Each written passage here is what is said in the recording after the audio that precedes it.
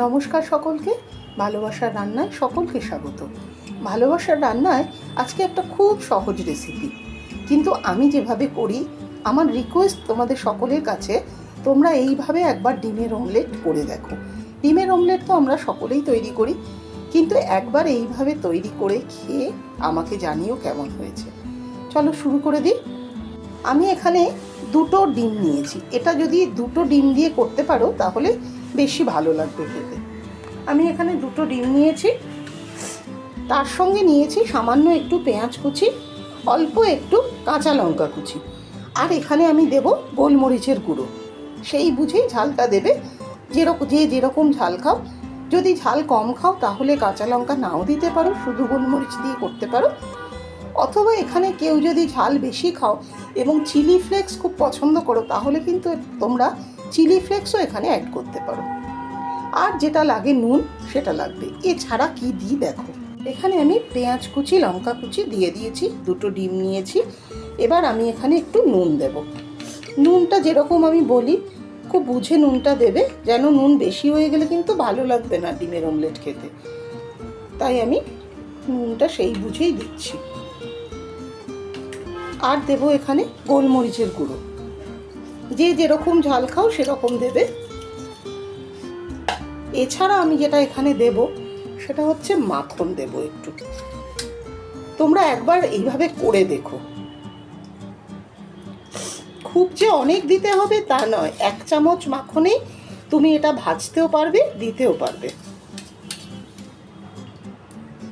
এই মাখনটা দিলাম, সঙ্গে আর একটা জিনিস দেব, এই 2 চামচ মতো দুধ দিলাম। এবার এগুলোকে আমি খুব ভালো করে মিশিয়ে নেব। ভালো করে ডিমটা ফেটিয়ে নিয়েছি, এবার সরাসরি ভাজাতে চলে যাব। এবার আমি একটা চাটু বসিয়ে নিয়েছি। তোমরা এই যে ছোট ছোট মাখনের কিউবগুলো কিনতে পাওয়া যায় না, ওই একটা মাখনের কিউব কিনলেই হবে। অর্ধেকটা গোলাতে দেবে আর অর্ধেকটা এখানে দিয়ে দেবে। এই মাখনটা চারিদিকে একটু চারিদিকে লাগিয়ে নেবে। এটা কিন্তু জ্বালাবো না। ব্যাস, এই অবস্থাতে আমি এখানে এই ডিমের গোলাটা দিয়ে দেবো। দেখবে সুন্দর একটা মাখনের গন্ধ পাবে। গ্যাসটা কিন্তু কমানো থাকবে। এখন ডিমের ব্যাটারটা দেব, তখন গ্যাসটা কমিয়ে রাখবো। এবার আমি গ্যাসটাকে মিডিয়াম করব। একটু বেশি ভেজে মনে করলে কেউ এটাকে উল্টেও দিতে পারো। আমি এটাকে একটু রোল পাকিয়ে দেব। গ্যাসটা কমিয়ে রেখেছিলাম, এটাকে রোল করে নিয়েছি।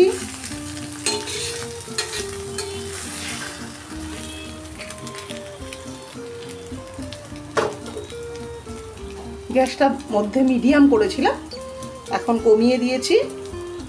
গ্যাসটা এবার বন্ধ করে দেবো, কারণ এটা হয়ে গেছে। শুধু এই গরমের মধ্যে একটু থাকলেই এর ভেতরের যে অংশটা সেটা খুব ভালোভাবে কুক হয়ে যাবে। তৈরি হয়ে গেছে আজকের রেসিপি ডিমের অমলেট।